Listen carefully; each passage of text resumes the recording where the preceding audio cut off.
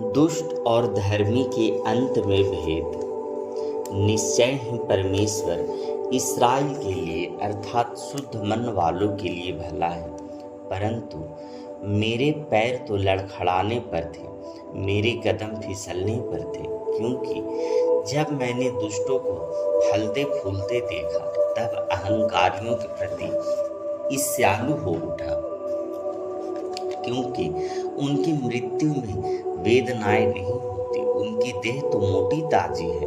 अन्य मनुष्यों के समान उन्हें कष्ट नहीं होता, न मानव जाति के समान उन पर विपत्ति पड़ती है, इसलिए अहंकार उनके गले को हार है।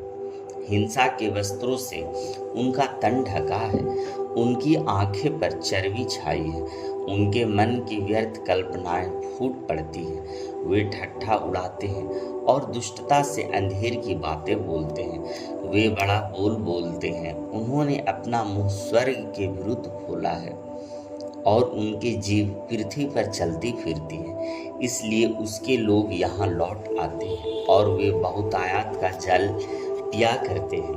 वे कहते हैं, परमेश्वर कैसे जानता है? क्या परम प्रधान को इसका ज्ञान है?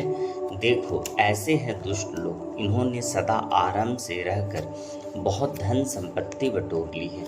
निश्चय मैंने अपने हृदय को व्यर्थ शुद्ध रखा और अपने हाथों को निर्दोषता में धोया, क्योंकि मैं दिन भर मारा खाता आया हूँ और प्रीति भोर मेरी ताड़ना होती रही है। यदि मैंने कहा होता कि मैं ऐसा ही कहूँगा, तो देख, मैंने तेरी संतान की पीढ़ी के साथ विश्वासघात किया होता।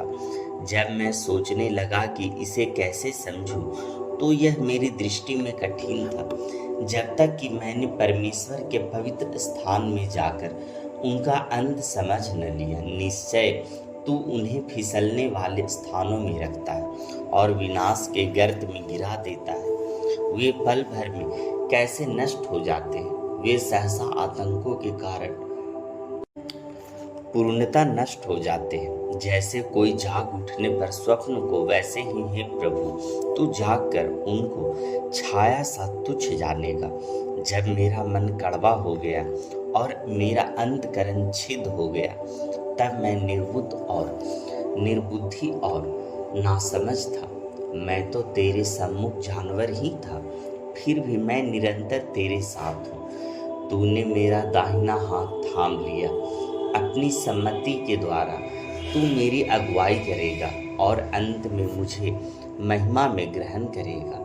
स्वर्ग में मेरा और कौन है? तेरे सिवाय मैं पृथ्वी पर और कुछ नहीं चाहता। चाहे मेरा शरीर और मन दोनों हताश हो जाए, फिर भी परमेश्वर सदा के लिए मेरे हृदय की चट्टान और मेरा भाग्य है। क्योंकि देख, जो मुझसे दूर है, जो तुझसे दूर है, वे नष्ट होंगे। जो तेरे प्रति विश्वसनीय नहीं है, उन सबको तू नष्ट कर दिया है, परंतु परमेश्वर के समीप रहना ही मेरे लिए भला है।